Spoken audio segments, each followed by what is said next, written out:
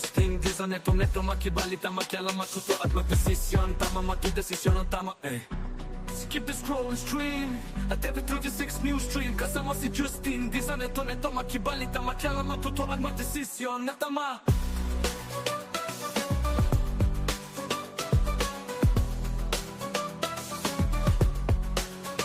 Skip the scroll and stream at every 36 news stream kasama si Justin di sa neto makibalita makialam matuto at magdesisyon na tama magdesisyon na tama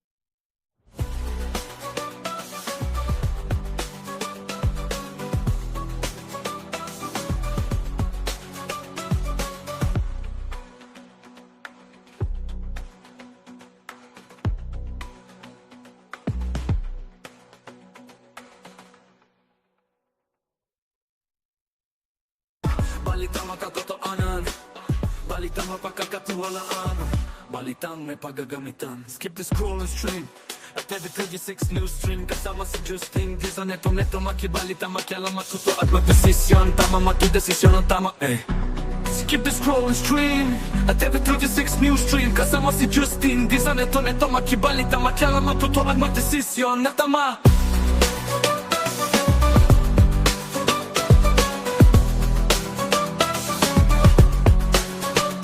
The scroll and stream at every 36 news stream kasama si Justin di sa neto makibalita makialam matuto at magdesisyon na tama magdesisyon na tama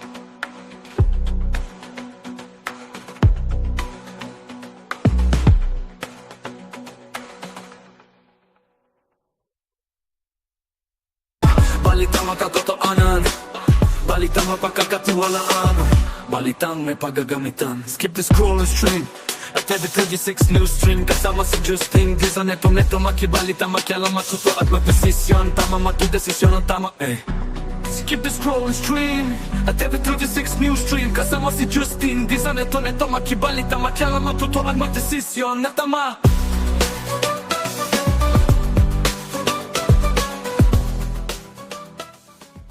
Isang magandang umaga ho mga kabalen at welcome sa inyong paboritong programa tuwing alas 10 ng umaga. Ito po ang CLTV 36 News Stream.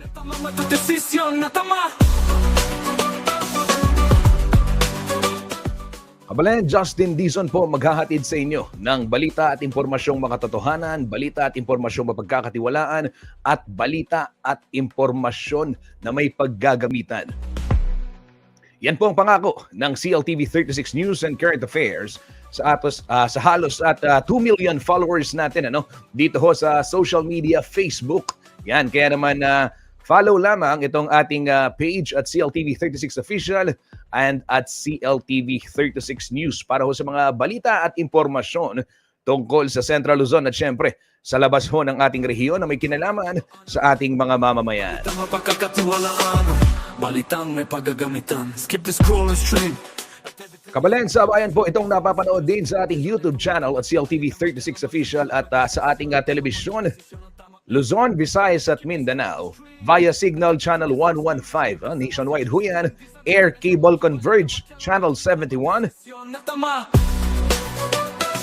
at dito ho sa ating rehiyon gitnang Luzon sa ating 37 cable partners. Skip the scroll and stream at every 36 news stream at syempre sa atin hong Free TV Channel 36 dito ho sa kalakhang bahagi ng Pampanga.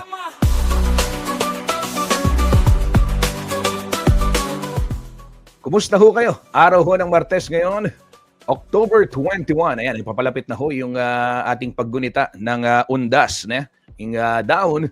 At dakal tapo piya dyan, dakal pisasabihan mo naman.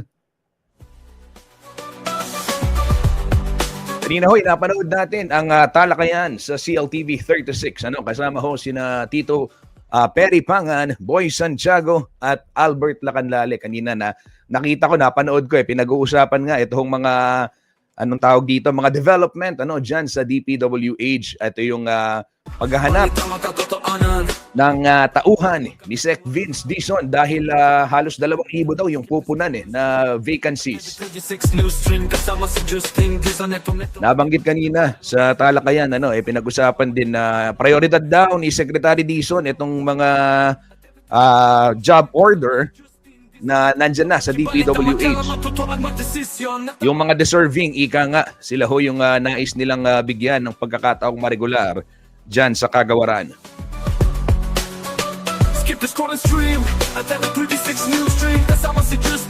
Napag-usapan din yung kakulangan o yung hindi nagampanan na pagtatayo ng mga silid-aralan. Ayan, pinigay yung datos, di ba? So, kabilang yan dun sa mga patuloy na binabantayan, hindi lamang ho ng mga kagawad ng media, kundi maging ng taong bayan dahil ika nga igigil na yung mga Pinoy sa korupsyon.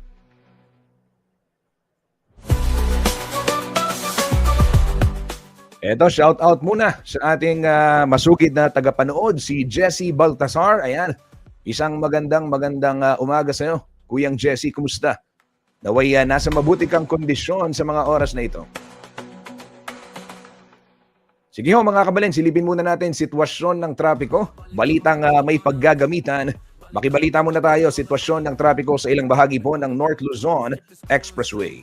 At TV36 News Stream kasama si Justin Dizon. Neto makibalita, makialam, matuto at magdesisyon. Tama, magdesisyon ang tama Skip the scroll and stream at TV36 News Stream kasama si Justin Dizon. Neto makibalita, makialam, matuto at magdesisyon na tama. Para ho sa mga mabiyahe ngayong araw, kung may mga lakad ho kayo, ito ho yung mga aasahan ninyong kondisyon ng kakalsadahan o yung iba't ibang portion nito pong North Luzon Expressway. Desisyon na tama.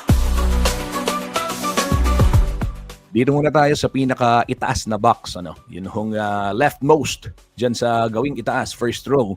Ito ho yung Balintawak Toll Plaza, yung hong nakikita ninyong mga nakatalikod na sasakyan, yan ho'y patungo ng norte, patungo ho ng Bulacan, Pampanga at ibang bahagi ng Central at North Luzon. Ayan, maluwag ho ang sitwasyon sa mga oras na ito.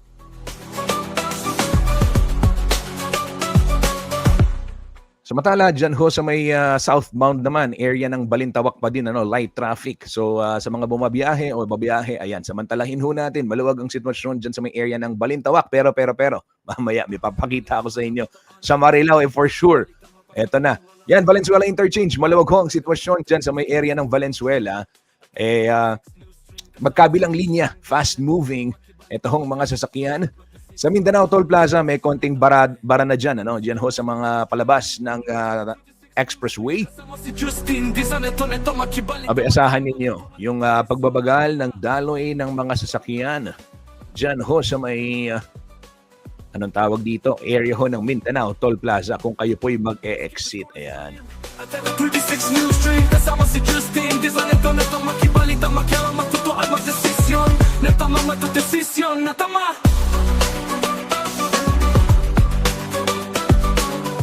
Samantala, dito sa southbound lane ng Marilao, yung patungo ho ng Maynila, ayan, asahan ninyo yung pagbabagal ng daloy ng trapiko. Nakikita ninyo, ito yung gawing kaliwa sa may pinakaibaba, leftmost. Ay nakita natin yung pila ng mga sasakyan dyan.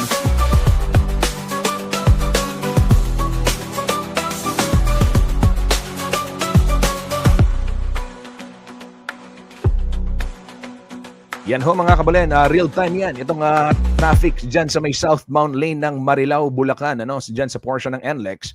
Bukawi Toll Plaza, maluwag hong sitwasyon magkabilang linya. Kung pa-exit kayo ng expressway, wala pang problema dyan. Pagdating ng Marilao, dyan ho kayo magbabagal talaga. San Fernando Interchange, magkabilang linya, portion ng NLEX, wala pong problema, maluwag sa mga oras na ito. Skip the scroll and stream at TV36 News Stream kasama si Justin Dizon. Neto makibalita, makialam, matuto at magdesisyon na tama.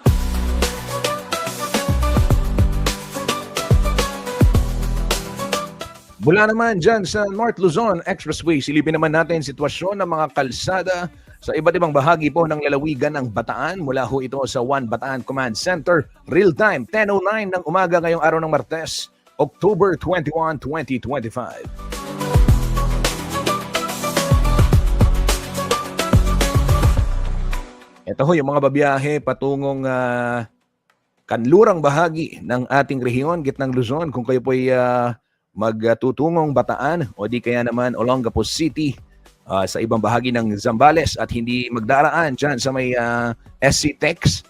Ito ho yung mga aasahan ninyo dyan sa mga local roads, dyan sa lalawigan ho ng Bataan. Maluwag na maluwag dyan sa may Orani, dyan din sa Samal, Abukay, ganyan din, Abukay, Balanga, very light traffic din. Alauli Crossing, light traffic dito sa may tapat ng Walter Mart, light traffic. At dyan sa may Rotary Balanga, light traffic din. And ito ho, paalala, kahit maluluwag talaga yung mga kalsada dyan sa Bataan. At kaya nga ho minsan, o hindi lang minsan, napapadalas yung overspeeding.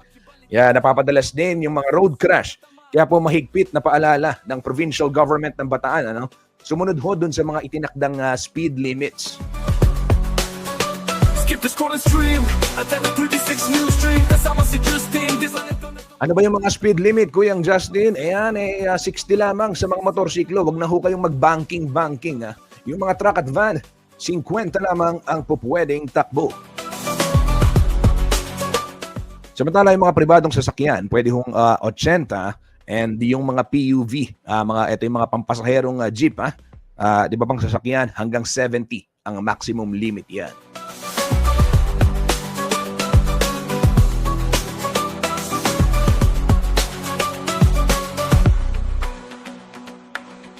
Sabi ni Jessie, hindi po ako okay, may sakit siya. Anong sakit ni Jessie?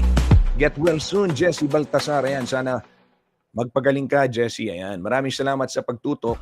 At habang ikay nagpapagaling, ito, samahan ka namin dito sa CLTV. Kukwentuhan ka namin ng mga balita. Skip the scroll and stream at 36 news stream. Kasama si Justin. Gisa neto makibalita, makialam, matuto at magdesisyon. Tama, matudesisyon ang tama. Skip the scroll and stream. Ngayon naman, silipin ho natin sitwasyon ng trapiko dito ho sa may syudad ng San Fernando, Pampanga, kabisera ng lalawigan ng Pampanga. Ito, sentro ng Central Luzon, mga kabalan, Christmas capital. Ramdam na natin. Ito hong Burr months, dahil, pinailawan yung mga parol. Pero as expected, alam naman ho natin tuwing Burr months, yung holiday rush kung tawagin, kasama yan yung pagbigat ng daloy ng trapiko. At dito ho sa may syudad San Fernando, ay ibang klaseng paghahanda rin ang ginagawa ng City Public Order and Safety Coordinating Office o si POSCO. Gawa nga nitong puntahan yung ating syudad, San Fernando, tuwihong magpapasko itong ganitong panahon. Dahil na rin kaliwat kanan yung mga festivities, kaliwat kanan yung mga mabibilhan ng mga magaganda at makukulay na parol.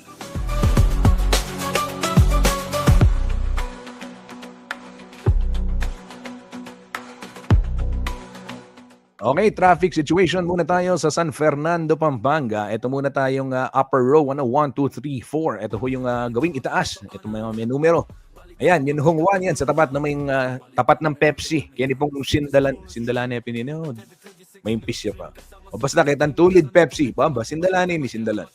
Ito ho mga kabalin, maluwag ang sitwasyon. Ganyan din ang scenario dito ho sa may tapat ng Diosdado Macapagal Regional Government Center o kareni pong lokal, Baluda, Sakop. Para, di ba? Yung anak tamo, nuko sa akin yan, nuko kakuldas. Sabi mo kayong jeep, Sakop, para. Ito po, explain ko lang, baka dun sa mga hindi pa nakakaalam, dun sa mga bata. Social Action Center of Pampanga, dyan ho yung office ng Archdiocese, yung Social Action Center. So, dyan ho sila nag-aano ng mga relief tuwing may bagyo. And dyan ho sila, nagkasagawa ng iba't ibang misyon para tumulong sa ating komunidad. Kaya po in-house din Sakop itang lugar. Pero yun pong kay Barangay Maimpis pa po yan, okay? So, Barangay Maimpis, ayan, light traffic ho dyan sa may area na yan. At kita natin yung dalawang lane, magkabilang linya, yung bagong gawang kalsada, bukas na rin, alam natin yan. Tuloy-tuloy ho yung usad ng trapiko dyan sa area na yan. San Isidro, portion dyan ho sa tapat ng San Isidro Elementary School. Maluwag din ang sitwasyon sa mga oras na ito. Balitang makatotohanan, balitang mapagkakatiwalaan, balitang may paggagamitan. Skip the scroll and stream at every 36 news. Samantala, may pagbigat ng daloy ng trapikong nararanasan dyan ho sa may Dolores area. Dito sa may Sampaloc, no? Area ng Dolores. Ayan, nakikita natin yung box number 5. Sa may St. Jude, tuloy-tuloy naman ang daloy. Lalo na ho, paalala dun sa mga bago sa San Fernando o madaraan ho sa syudad ng San Fernando. Yun hong sa mga traffic light portion ng MacArthur, ano? Meron hong ilan, hindi naman lahat, hindi ko lalahatin. May mga ilan, halimbawa na lamang itong sa St. Jude, yung sa may Sindalan, na may zipper lanes ho yan. Yung sa Sindalan, yung southbound yun. Ganyan din, dito naman sa St. Jude, traffic light portion, northbound naman. Pag may lane yan sa gilid, yung continuous flow, yung rightmost lane, okay? So kabilang ho yan sa mga matagal nang ipinatupad upang ika nga ay maibsan yung mabigat na daloy ng trapiko sa syudad ho ng San Fernando. Naalala ko lang kasi kahapon bumabiyahe ako, meron na nagtanong yung nasakyan kong anong tawag dito? Hailing app, hindi ko na babanggitin. Oo, sinabi niya naghihintay siya doon sa inabutan siya tapos hindi siya aware, hindi siya familiar, no? Doon may malaking sign naman but of course, ayun nga. So sabi niya naghintay na inabutan siya ng traffic light so nag-stop siya. Then I told him na hindi, tuloy-tuloy yan dun sa rightmost may mga portion ho dyan. So ganyan din sa may tapat ng Telabasdagan, no? Yung sa may 301 tuloy. Paning sa Akbare. Yun hong kung patungo ng Angeles City, pwede rin ho, tuloy-tuloy, continuous traffic flow yun. So, paalala lang sa mga motorista yan. May mga intervention yan ho yung mga intervention na ginagawa. At every 36 news stream, kasama si Justin, design ito na itong makibalik. Okay, eto may namomonitor din tayong pagbigat ng daloy ng trapiko sa area ho ng Makabakle, JBL. Opo, mga kabalen, ayan, dyan sa may Dolores, pagtawid ho ninyo ng intersection, ayan, asahan ninyo yung mabigat din na daloy ng trapiko. Moderate traffic, actually, dyan sa may JBL portion. Kaya pong Dolores, Makabakle. Samantala sa may Santo Niño, Palawi, ayan, malwala siya po yung dalan. Maluwag ang sitwasyon ng trapiko dyan sa area na yan. Ganyan din ho sa may Jose Abad Santos Avenue portion, nasakop naman po ng syudad ng San Fernando, Pampanga. So yan ho mga kabalen, ang latest situation ng mga kalsada dyan sa may syudad ng San Fernando. Mamaya banggitin ko na rin yung ngayon na, huwag na natin patagalin yung tawag dito, schedule ng Good Shepherd kasi Memorial Park dahil na rin dyan sa of course paggunit na natin ng undas, alam natin kaya pong area ng Makabakle talagang babantin tayo ating moderate traffic pa yung pagbigat ng daloy ng trapiko dyan sa area na yan. And ngayong paggunitan ng undas, meron hong mga rerouting na ipatutupad. Ito, teka lang, isi-search lang mabilis ni Kuya Justin yung exact time para ho dyan sa gagawin yung pagbubukas ng gates dyan sa Good Shepherd Memorial Park, isa hong pribadong sementeryo dyan sa may sentro ng syudad San Fernando sa may Dolores. At marami ho dyan mga nagpupunta sa ating mga kababayan.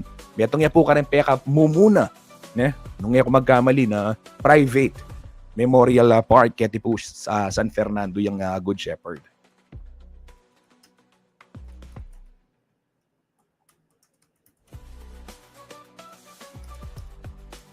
Hanapin lang natin yung visiting schedule. Silipin ko lang.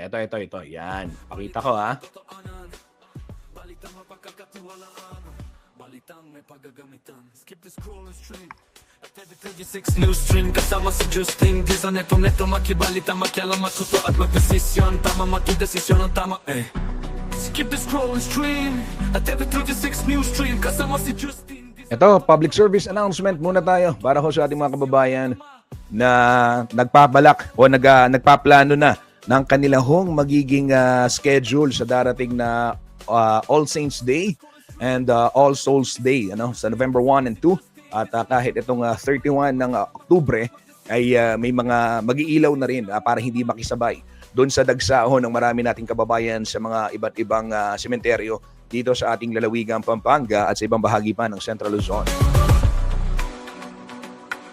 So ito ho yung bagong visiting schedule. Naglabas po ng bagong panuntunan ng visiting schedule, yung Good Shepherd Memorial Park. Dito ho sa may Dolores, syudad ng San Fernando, Pampanga, bilang paghahanda po sa paggunita ng UNDAS 2025. And base po sa abiso, eto bukas na ho yung gate ng Memorial Park mula 6 a.m. Bubuksan nila from 6 a.m. to 12 midnight para ho sa mga walk-in visitors sa October 31 hanggang November 2. Okay, ulitin ko lamang, 6 a.m. to 12 midnight. Bukas po ang Good Shepherd Memorial Park dyan sa may Dolores, Ciudad San Fernando from 6 a.m. to 12 midnight. And then babalik ko sa regular visiting hours yung 6 a.m. to 6 p.m. pagdating ng November 3. So yun pong mga nagbabalak ng o nagpaplano ng kanilahong mga schedule, lakad, itinerary sa darating na November 1. Ito ho ay may extended hours, yung visiting hours dyan sa may Good Shepherd bilang paggunita na rin ng UNDAS. Ayan, hanggang 12 midnight. Okay? And then pagdating ho ng November 3, babalik ho sa alas 6 ng gabi. Yung, yung visiting hours hanggang 6 p.m. 6 a.m. to 6 p.m. na lamang pagdating ng November 3. Ito po yung kanilang regular visiting hours.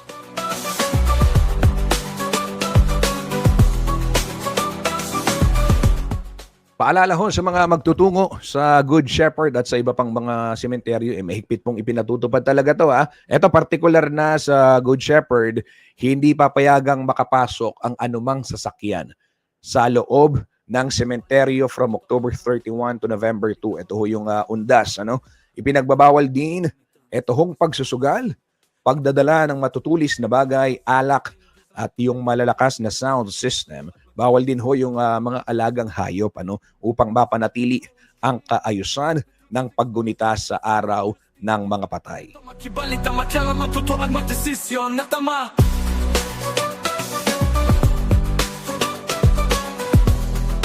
Yan ho kabalan ng latest public service announcement mula po sa Good Shepherd. Yung ibang sementeryo, ayan, ibabahagi din namin sa inyo yung mga schedule din na sa mga darating na araw. Ayan, gagawa ho tayo ng report dyan at ito, iba't ibang paghahanda rin para sa UNDAS. At syempre, yung mga nagtatanong, presyo ng bulaklak, presyo ng kandila, ayan. Asahan ho ninyo, magpa-price review kami sa mga darating na araw. Ito ho mga kabalen, silipin muna natin yung magiging magiging lagay ng panahon. Narito po ang latest weather report mula po sa DOST Pag-asa.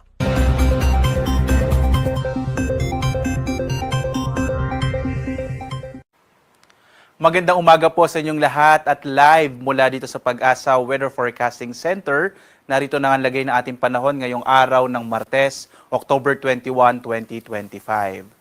Unahin muna po natin yung mga in-issue natin ng mga thunderstorm advisories sa buong bansa. Makikita po natin as of around 4 a.m. po ito, may mga thunderstorm advisories na naka-issue, particular na sa may Central Luzon, lalong-lalo na sa may silangang bahagi ng Central Luzon, yung area ng Nueva Ecija, gayon din sa may area ng Bulacan, gayon din po ilang bahagi ng Calabarzon, at sa Kabisayaan dito sa may Eastern Visayas, sa may Panay Island, gayon din po sa may Cebu at sa may Negros Negros Oriental. Meron din po mga thunderstorm advisory sa may silangang bahagi ng Mindanao at maging sa Zamboanga Peninsula. Ito po mga thunderstorm advisories ay posibleng makaranas ng mga isolated thunderstorms, particular na yung mga nabanggit po na lugar. At para mas makita nyo po yung updated at latest sa mga thunderstorm advisories, rainfall information, flood advisories, at mga heavy rainfall warning, maaari po kayong bumisita sa ating website sa dito po sa panahon.gov.ph. Makikita nyo po yung real-time ng mga thunderstorm advisories na ini-issue ng iba't ibang mga Regional Services Division ng Pag-asa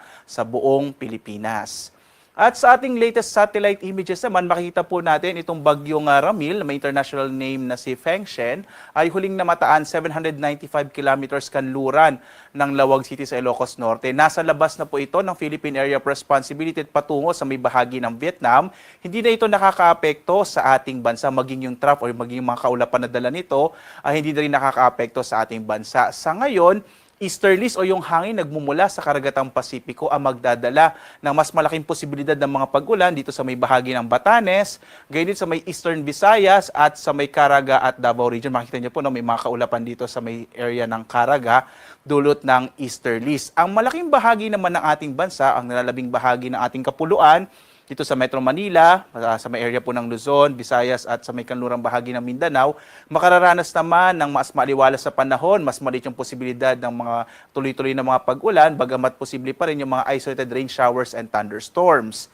Sa ngayon nga, wala tayong namomonitor na anumang low pressure area sa loob at labas ng Philippine Area of Responsibility, kaya posible po medyo maliit yung pagposibilidad na magkaroon ng bagyo sa mga susunod na araw.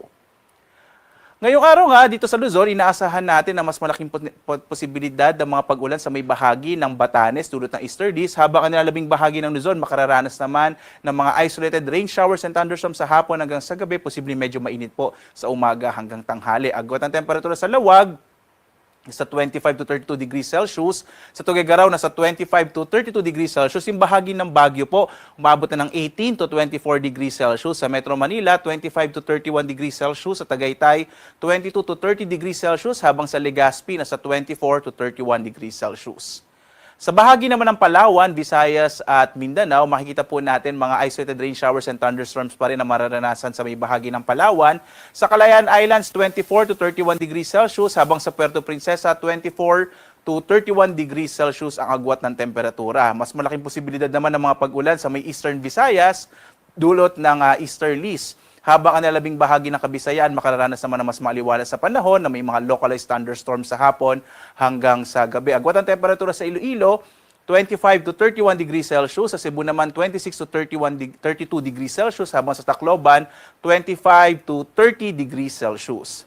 Sa may silangang bahagi din po ng Mindanao, mas malaki yung posibilidad ng mga pag-ulan dulot ng easterlies, partikular na sa Caraga at Davao Region.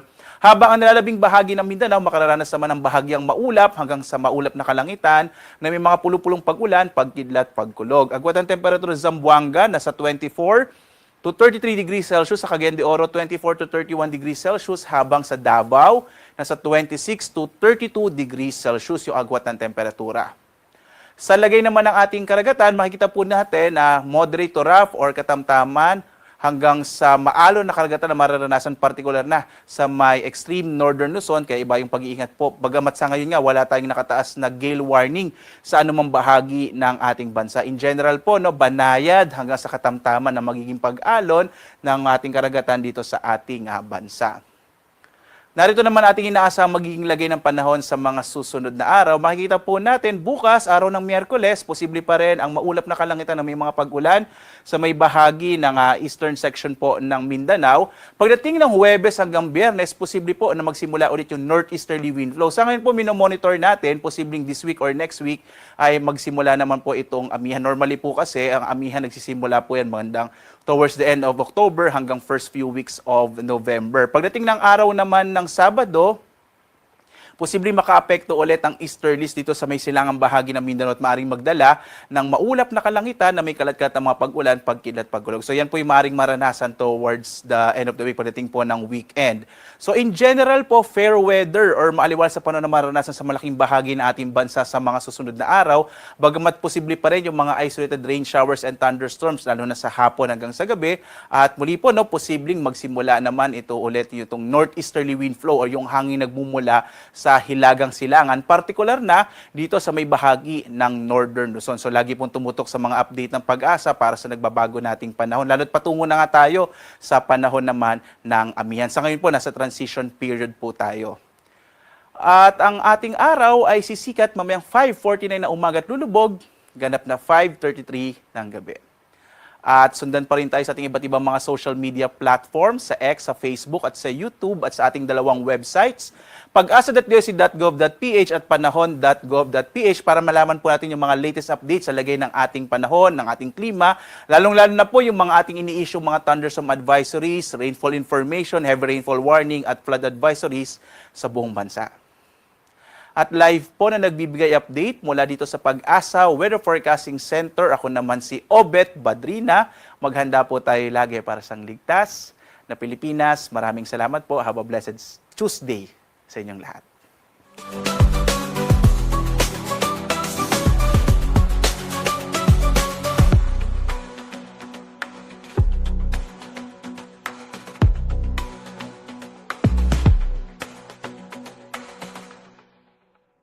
Maraming salamat, Kuyang Obed Badrina ng DOST Pag-asa. 5 a.m. Forecast yun, mga kabalen. And yung next live nila mamayang alas 5 na. So, yun ho, yung forecast kaugnay ditong ating weather. Yung mga aasahan nating mga sitwasyon, maaasahan ho nating lagay ng panahon sa mga darating na araw. Matutuan magdesisyon na tama. Samantala, ito ho, isang balita na magagamit para sa lahat ng mga motoristang bumabaybay sa iba't ibang expressway dito ho sa Luzon. At 36 New Street, kasama si Justin, design ito na tama. Abay sa atin dito sa Pampanga, dito sa Central Luzon, ano ho itong mga expressway na ito, di ba? Meron ho tayong NLEX, North Luzon Expressway, and then of course yung Subic-Clark Tarlac Expressway. Tapos kung tutungo ka ng norte, further north, pwede kang dumaan dyan sa may Tiplex, Tarlac, Pangasinan, La Union Expressway, di ba? And then meron pang SLEX, di ba? Central Luzon Link Expressway. So, yan ho mga kabalen, talagang sentro yung ating rehiyon, convergence ng iba't ibang mga tollways. Dahil alam naman ho natin, tayo talaga yung gateway patungong Metro Manila, gateway patungong norte, may mga paliparan dito, nandito rin ho yung mga ports natin sa Subic, meron ho tayong of course Clark International Airport.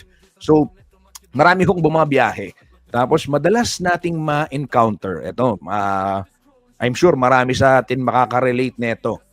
Maglo-load ka ng RFID para sa NLEX. Tapos kailangan mo ulit mag-load ng RFID para sa T-Plex, 'di ba? So you're maintaining 2 RFIDs, 'di ba? For NLEX and then for T-Plex, or kung magbabagyo ka, 'di ba? Kung magma-Metro Manila ka naman, gusto mong pumunta ng kunwari may susunduin ka sa NAIA or you're going south, further south. Aba, ano yung mga pwedeng maglo-load ka ulit ng pang NLEX tapos maglo-load ka ulit pang Skyway.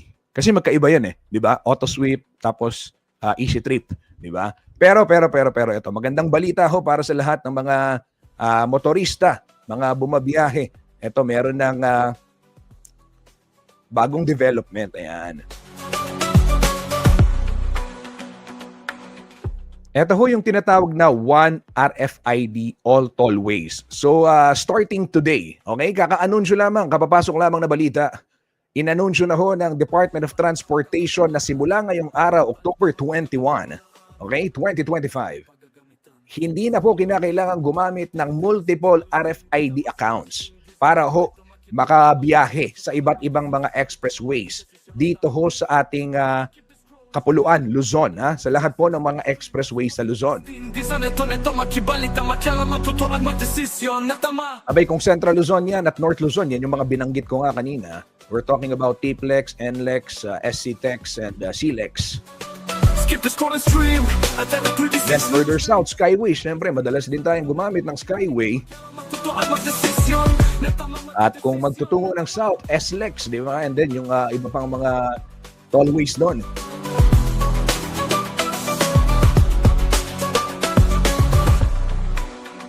So paano yan? Paano yan magagawa?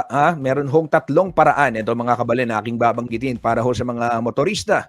Ito, para sa mga dumaraan ho at mga bumabiyahe. Alam nyo, hindi lang naman kasi ito yung personal na biyahe din, di ba? Marami ho dito mga cargo. Marami dito mga business, yung mga business activity kung tawagin, di ba? Yung economic activity natin. Dahil nga, gaya ng nabanggit ko, may mga ports dito, may mga paliparan. Dito ho nanggagaling, parang convergence talaga ng economic activity rin. So, marami, hindi lang yung personal biyahe, business trips, economic trips, no, yung travel, ika nga. So, ito ko mga kabalan, yung mga iba't ibang pamamaraan, kung paano ninyo magagamit yan, magagawa yan. So, ito, mayroong 3 steps. Pwede ho kayong bumisita, ayan, dyan sa mga website ng inyong napiling RFID service provider. So, yung binabanggit ko kanina, yung Easy Trip sa NLEX to And then yung Auto Sweep dyan sa may T-Plex, di ba? Skyway din, Auto Sweep. So, pwede ko kayong mamili kung alin sa dalawa ang gusto nyong gamitin. So mag-register ho kayo online. Scan nyo lamang itong aking ipinakikitang QR code. Nandyan ho yung sa EasyTrip, nandyan din yung AutoSweep. And then, after mamili ay tanggalin ho ninyo yung RFID sticker na hindi nyo ginagamit. So, remove the extra sticker, ika nga, di ba? Para ho, pwede nang ano yan, hindi na malito, hindi na basahin. Yung mga bagong kliyente na walang RFID stickers at yung merong isa lamang, pwede nang, wag nang magpatuloy na, wag na hong gamitin tong step na to, ika nga. So kung kunyari, meron ka, EasyTrip lang, AutoSweep lang, so walang problema yan. And then, pwede ka nang mag-load at pwede mo nang magamit yung RFID mo, no? Kung AutoSweep man yan, no, EasyTrip, sa lahat ng tollways dito ho sa Luzon. So hindi na kailangang dalawang account yung inyong i-maintain para hindi na ho kayo mahirapan. Desisyon na tama.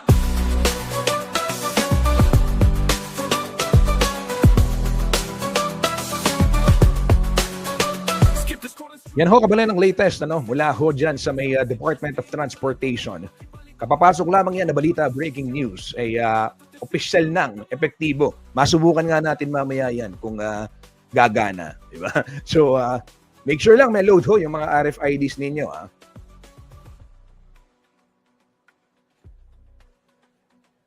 Ito naman, kabalan, bago tayo magpatalas na, silipin muna ho natin. Business news naman tayo. Nagsara pong palitan ng piso kontra dolyar nito hong araw ng Lunes, October 20. Sa 58 pesos 17 centavos.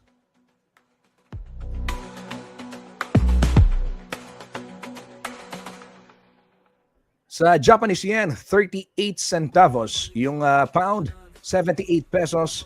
Hong Kong dollars is 7 pesos 48 centavos. Yung Saudi Riyal, 15 pesos 48 centavos. Dirham is 15 pesos 82 centavos. Euro, 67 pesos 75 centavos. Korean won is 04 centavos at Chinese yuan, 8 pesos 15 centavos.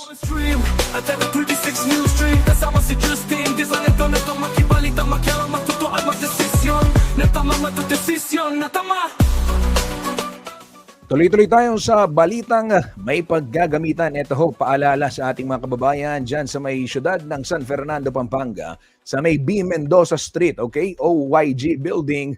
Abay, mawawalan ho ng supply ng kuryente bukas 8:30 ng umaga hanggang alas 12:30 ng hapon. Dyan ho sa may B. Mendoza Street, OYG Building, syudad San Fernando dahil mag-a-adjust ng transformer. Ito pong Svelapco.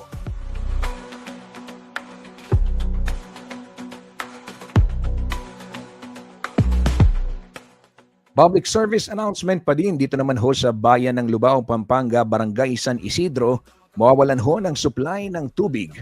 Mamaya hong alauna ng hapon hanggang alas 4:30 ng hapon. Araw ho ng Martes yan dahil sa flushing activity na gagawin ho ng Prime Water.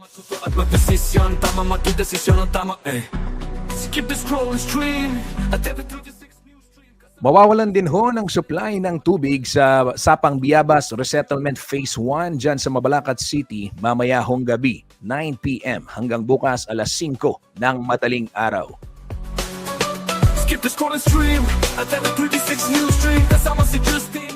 Sa syudad naman ng Angeles, mawawalan din ng supply ng tubig mamayang alas 10 ng gabi hanggang bukas 4 a.m. Tatawid ho ito Diyan sa may EPSA Resettlement, Novo Residences sa Barangay Pulong, Kakutud.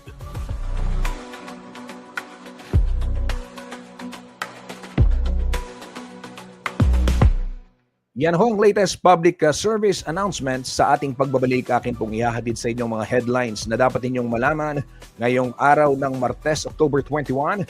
Huwag ho kayong aalis. Magbabalik po ang CLTV 36 News Stream.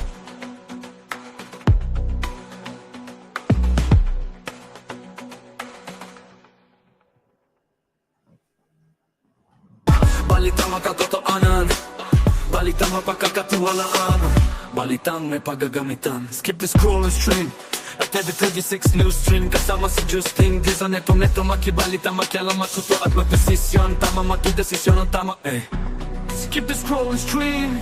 At every 36 new stream kasama si Justin Di sa neto makibalita, makialam, matuto at magdesisyon na tama.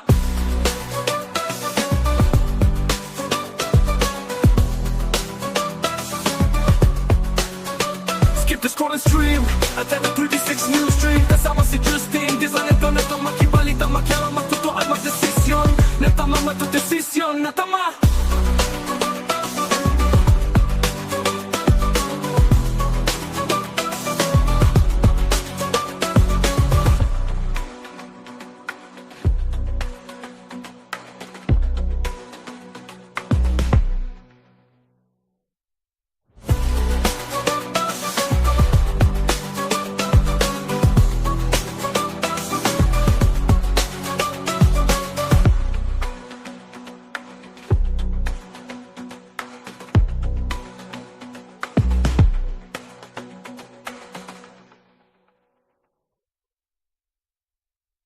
Balitang makatotohanan, balitang mapagkakatiwalaan, balitang may paggagamitan. Skip the scroll and stream.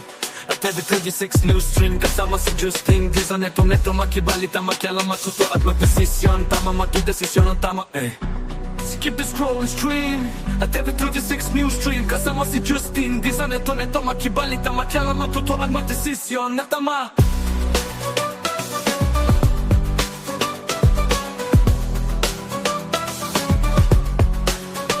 Skip the scroll and stream. At every 36 new stream kasama si Justin Di sa neto makibalita, makialam, matuto at magdesisyon na tama, magdesisyon na tama. Unang-una,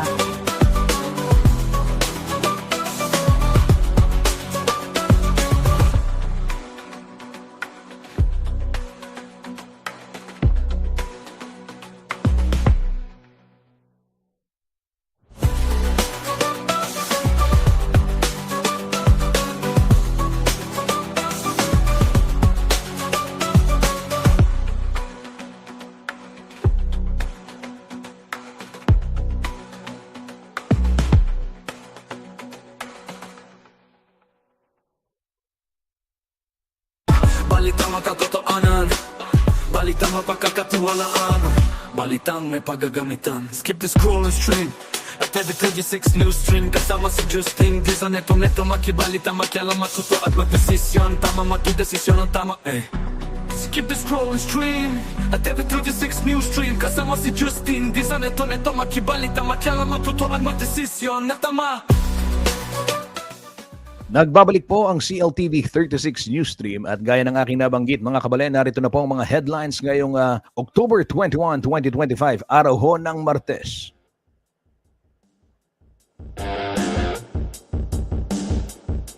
Ito ho, simulan natin dito sa mga balita.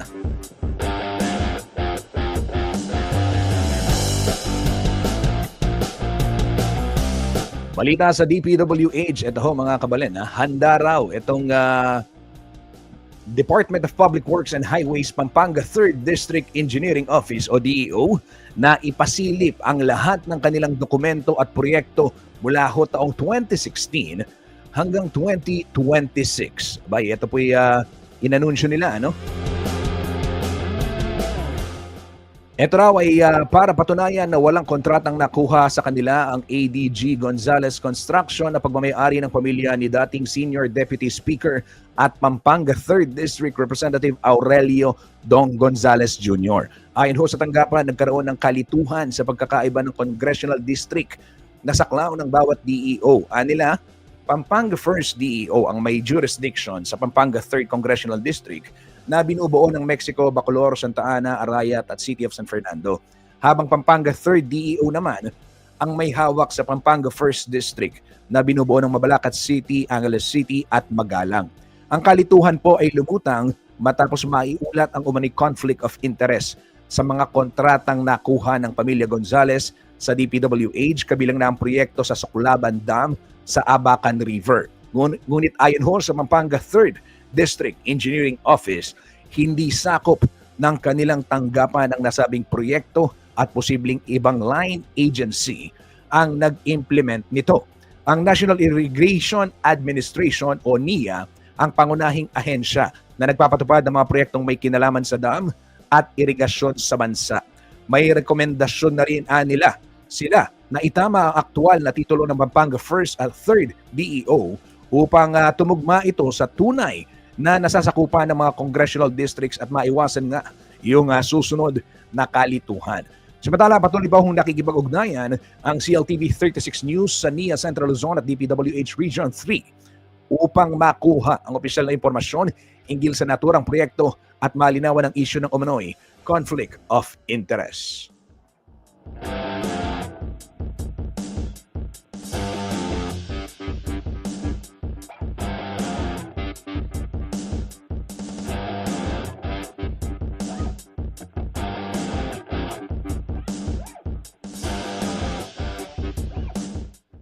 Eto ho, sa ibang balita naman mga kabalen, gaya ng nabanggit ko kanina, napanood natin, pinag-usapan din nila Tito Perry Pangan sa talakayan ngayon sa CLTV 36. Ito ay inaatasan na ho ni DPWH Secretary Vince Dizon ang ahensya na agad punan ang halos 2,000 bakanting posisyon upang sa buong bansa upang mapabilis ang pagpapatupad ng mga proyekto sa infrastruktura. Ayon ho kay Sec Vince Dizon, bibigyang prioridad ang mga kasalukuyang empleyado at job order employees na nagnanais umangat sa serbisyo. Alinsunod na rin ito sa utos ni Pangulong Ferdinand Marcos Jr. Kasabay ho nito, muling ipinatupad ng DPWH ang Cadet Engineering Program o CEP na itinatag ni dating Secretary Rogelio Singson noong 2013. Layon po nitong hikayatin ang bagong licensed engineer na makibahagi sa National Infrastructure Project.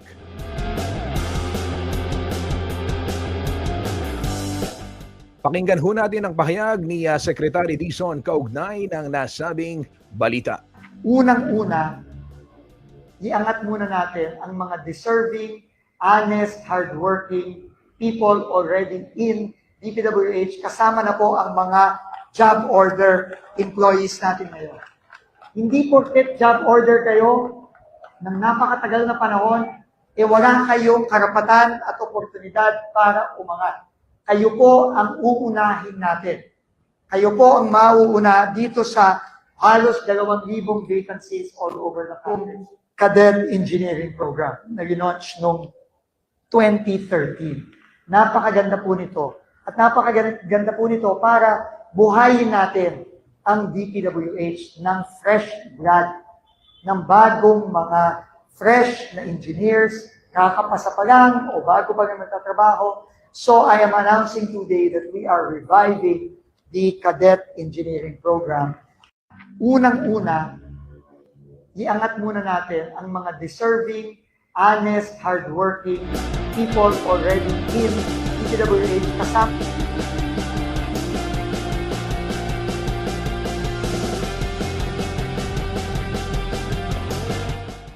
Yan ho mga kabalen ang tinig ni Secretary Vince Dizon kaugnay nga nitong mass hiring kung tawagin. Nais punan itong 2,000 job vacancies sa DPWH. At gaya ng nabanggit, prioridad yung mga deserving na job order employees ng nasabing kagawaran.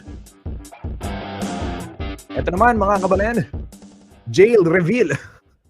Alam niyo yung jail reveal, di ba? May mga ulam reveal, baon reveal, ayan. Room reveal, hotel reveal, di ba?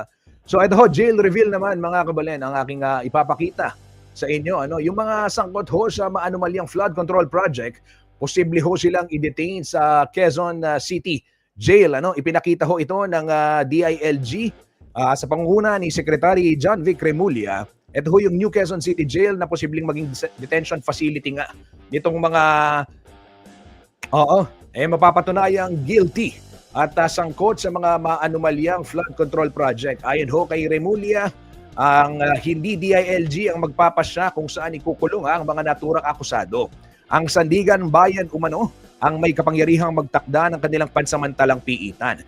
Dagdag pa ng kalihim, hindi gagamitin ng Camp Crame para sa pagkakakulong ng mga ide-detain. Sa halip, ang bagong Quezon City Jail nga ang tanging available na pasilidad sa ngayon. Ang nasabi pong detention facility ay merong 80 rooms na may kabuuang kapasidad na 800 individuals. Meron pong nakatalagang male and female dormitory upang matiyak nga yung kaligtasan ng mga madedetain sa nasabing lugar. Ito mga kabalin, silipin natin yung sinasabi ko kanina, jail reveal muna tayo. Yan, papakita ako sa inyo. Ito ho yung posibleng maging detention facility. Dito hong mga sangkot sa maanomaliang flood control. Aba, yan tagal na hong naghihintay ng taong bayan na merong makulong na mga kurakot, di ba?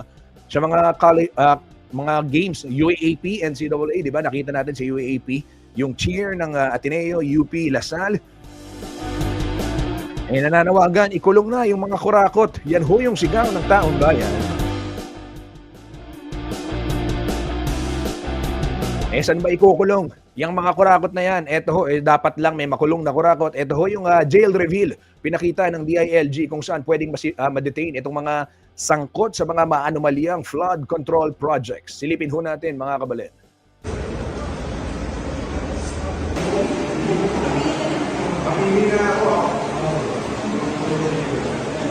Shower, at least the toilet, may running water. Pambili sa mga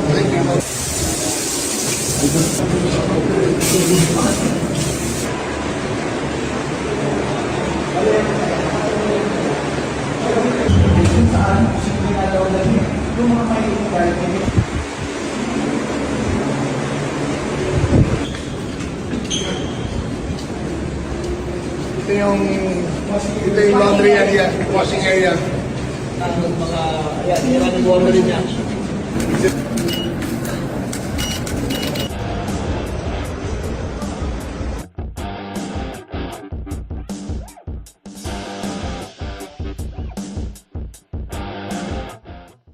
Ininumpa.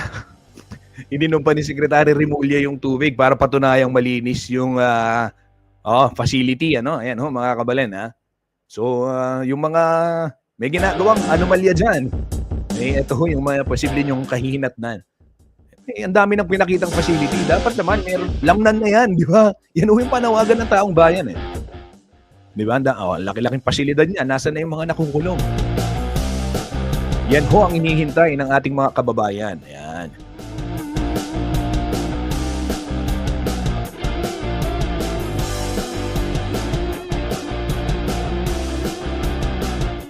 Ito naman mga kabalen, balitang lokal muna ho tayo ay lagi hong nagtutulungan. Ito ho yung pahayag ni Angeles City Mayor Carmelo John Lazatin II, hinggil sa ilang nagkukumpara sa kalidad ng serbisyo publiko nila ng kapatid na si Pampanga 1st District Representative Carmelo Pogi Lazatin Jr. na dati rin pong alkalde ng Angeles City. Matatandaan pong two-termer mayor si Mayor Pogi o si Kong Pogi matapos pong palitan nitong kanyang kapatid na si dating 1st District Representative John Lazatin. Ayan. Ayon ho kay Mayor John, may kanya-kanya silang strategy sa pamumuno at pagseserbisyo. Ngunit iisa lamang umano ang kanilang layunin at ito'y mapabuti nga ang buhay ng mga Ngileño at ng mga mamamayan sa nasabing distrito. Sa kabila ho ng mga puna at paghahamping online, iginiit po ng alkalde na mas mahalaga pa rin ang sama-samang pagtatrabaho para sa publiko at hindi ang anumang kompetisyon.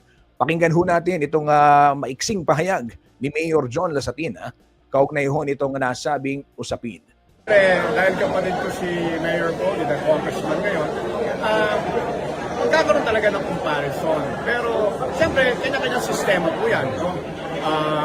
Meron siyang sariling paniniwala, meron din ako sariling paniniwala, meron siyang sariling pananaw. Pero lahat naman yan, may mga basis at siyempre, mas papalakasin natin kung saan po nakikita mas may konting problema. Pero lagi kaming nagtutulungan, no? Isang effort na nakikinabang naman ang Ngileño. Siyempre, dahil kapatid ko si Mayor. Atin hong narinig ang tinig ni Mayor John Lazatin, kaugnay nga nitong pagkukumpara sa kanila online yan. Marami naman siguro nakakakita sa mga netizen, yung mga komento Ayan, at ayon ho sa alkalde, magkaiba sila ng strategy pero same ang kanilang layunin. At ito raw ay para sa mga mamamayan ng Angeles City at ng 1st District ng Pampanga.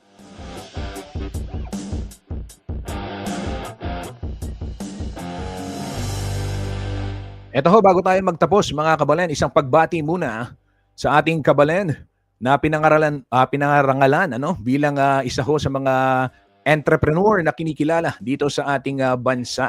Yes, mga kabalen, ito po ay kinilala ho ng Philippine Chamber of Commerce and Industry o PCCI si Attorney Christopher Ryan Tan, Assistant Corporate Secretary ng Pampanga Chamber of Commerce and Industry Incorporated o PAMCHAM, bilang INJAP-SIA Outstanding Young Entrepreneur sa Service Category. Taus-pusong pagbati naman ang ipinabot ng PAMCHAM kay Tan sa kanya hong natanggap na award. Ayon ho sa PAMCHAM, ang pagkilalang ito ay sa kanyang dedikasyon, epektibong pamumuno, ay patunay sa kanyang dedikasyon, epektibong pamumuno at mahalagang ambag sa pagpapaunlad ng sektor ng negosyo dito ho sa ating lalawigan.